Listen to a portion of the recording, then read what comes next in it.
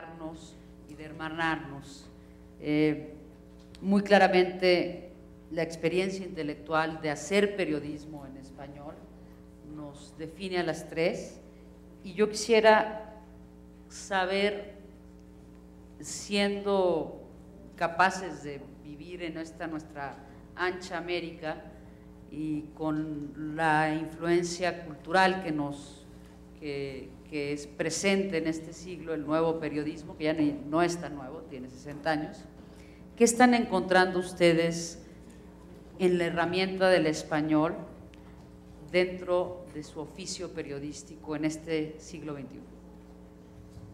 Pues mira, para mí es un tema que me encanta, y me encanta que haya sido tan central en este congreso, porque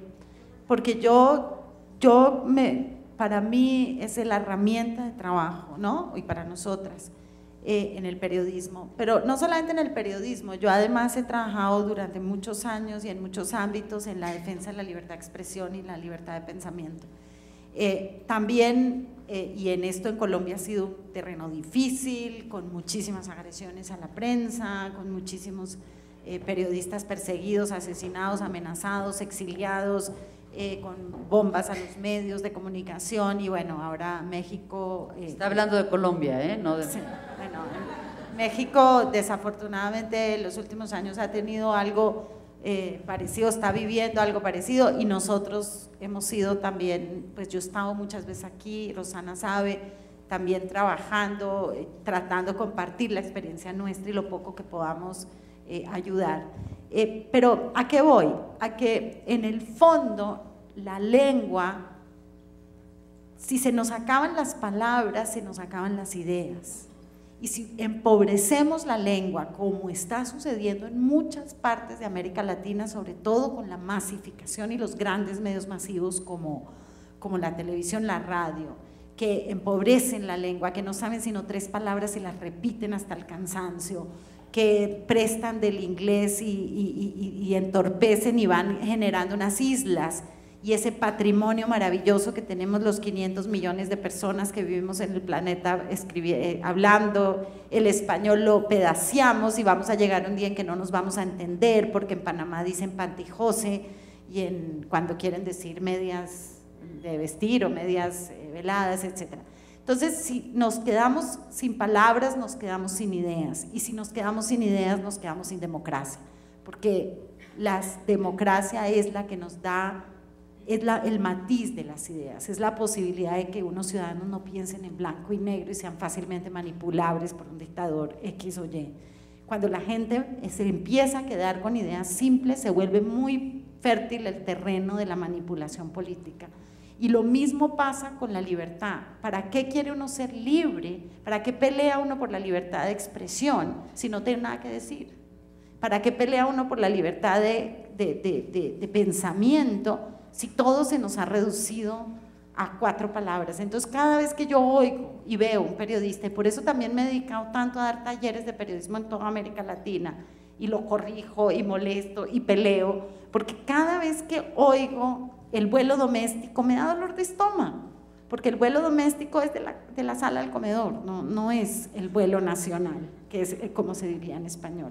Y así muchísimas otras veces. O sea, yo siento que ya no sabemos cómo se llaman. Tú lees textos en periodismo como editora, que he sido muchos años de periodismo, y se cayó un árbol. ¿Cómo se llama el árbol? Los árboles pueden ser samanes, pueden ser robles, pueden ser… O sea, hay miles de árboles. No le digas árbol. ¿Preguntaste qué árbol era? ¿Dónde está la riqueza de lo que vivimos y nuestra diversidad? La maravilla del español es que nos une, y que es un patrimonio que tenemos el deber ético, los periodistas y más los de hoy, que podemos hablar a masas enteras, casi a los 500 millones de personas o a muchos millones. Tenemos el deber ético de preservar esa lengua, para preservar la libertad y para preservar la democracia y para preservar lo más lindo que tenemos, que es la diversidad. Eso lo siento con mucha pasión, por la forma como hablo se me nota, y es lo que me dedico buena parte de mi tiempo, no solo en lo que ejerzo, no, en la edición y en la escritura y en lo que yo misma trato de mejorar, sino también en la enseñanza, en lo que defiendo y en lo que trato de empujar, ¿no? Fíjate que en las guerras lo primero que quieren controlar los bandos en conflicto es el lenguaje. Que no le digas a una época, por ejemplo, el ejército en Colombia solo podíamos decir narcoterroristas, no le podíamos decir guerrilleros, eso no se podía. Los guerrilleros no quieren que uno diga no sé qué, o sea, tratar de limitar el lenguaje a 4 o 5 palabras que ellos puedan manipular y controlar. Y la única manera, la gran resistencia contra la guerra es enriquecer el lenguaje, es tan importante que no sé cómo expresar que la gente no crea que es un tema de menor, la gente cree que es un tema, la gente, los periodistas, creen que es una bobería, a mí me dicen, ay, pero usted tan obsesiva con ese cuento, pero es que ahí está la clave de mucho de lo que estamos viviendo. Acaba de salir un artículo en la revista estadounidense Scientific America que está referida a cómo el lenguaje determina el pensamiento. Y esto, ayer había una mesa de científicas, pareciera ser una obsesión de maestra Vinagrillo, con la regla dando en la mano, pero la verdad es que en el texto del Scientific America lo que sustentan es que, por ejemplo, una persona que vive en el espacio donde el noreste, describir el noreste, te pone entre la vida y la muerte, va a ser muy precisa con el tema de las direcciones. En cambio, si yo les preguntara a ustedes aquí en este momento dónde queda el noreste, probablemente no encontrarían la manera de describirlo y llegaríamos en 2 palabras a las vaguedades o a las confusiones. Y por ahí lo mismo con algunas palabras que se refieren a cómo se han rendido cuentas en nuestros países. Accountability, por ejemplo, palabra anglosajona que no tiene una traducción exacta en el castellano y que tanta falta nos haría en nuestros países muchas veces, ¿no? El español, Leila, ¿ustedes cómo lo viven? ¿Cómo vives tú tu herramienta de trabajo? Sí, yo, me parece que es inevitable que una lengua, se supone que dentro de 50 años, creo, el 25% de la población de Estados Unidos va a hablar en español, lo que va a transformar a Estados Unidos en la primera nación hispanohablante del planeta. Hoy tenemos, te doy uno de los datos estos que traigo acá, 23 millones, Argentina tiene 36. Sí, ustedes son el 9% hoy, con tasas de natalidad más bajas que las que tienen los que son hispanoparlantes en Estados Unidos. Ya. Y sí. Es que somos muy modernos, muy europeos los argentinos. Entonces hemos dejado de parir. Ya es una costumbre antigua. Sí, creo que, digamos, lo que quiero decir es que el español, sin duda, como cualquier lengua con una enorme cantidad de gente que la habla, que somos como 500 millones en el mundo, 400. o 400, digamos, es una lengua que me parece que es una lengua dinámica. Yo no estoy como muy a favor de las policías del idioma, digamos. Me parece, es verdad lo que dice María Teresa, que esta cosa del Spanglish probablemente termine, no sé cuán importante sea el fenómeno, todavía no termina de quedarme claro. Yo estuve bastante interesada en el fenómeno del Spanglish y todo esto, y no termino de saber a quién creerle, si a los que dicen que no es una amenaza en absoluto para el español, o a los que dicen que en el futuro vamos a terminar todos diciendo, ¿cómo eran las panty horse? Con lo cual, digamos, no tengo una posición tomada ante eso, pero sí tengo una posición tomada ante la dinámica del idioma. Yo creo que el idioma es una herramienta que tiene que cambiar, que está bien que sus reglas se actualicen, etcétera, etcétera. Lo que me parece es que la verdad es que coincido con María Teresa en que el periodismo que se escribe hoy en idioma español no es todo lo bueno que podría ser. Me parece que los periodistas en general escribimos muy mal, que no prestamos atención a las cosas mínimas, a las concordancias verbales, Hay gente que de pronto inventa una palabra porque le pareció que sonaba bonita. No hay un rigor con el idioma. Y me parece que eso viene del hecho que los periodistas no leen. Los periodistas solo leen el diario, lo que me parece gravísimo. Ojalá y también leyeran el diario. A veces tampoco es verdad. A veces leen blogs. No.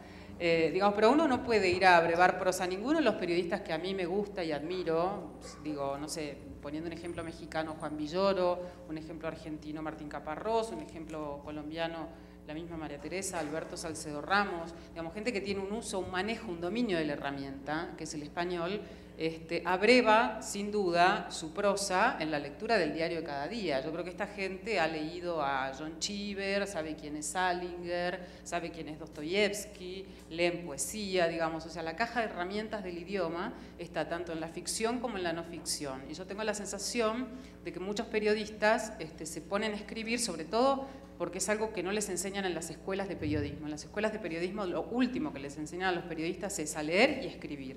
Sobre todo a leer. No conozco a un solo profesor de periodismo que no deje entrar a sus alumnos la semana siguiente si no se han leído El guardián entre el centeno, de Salinger, por ejemplo.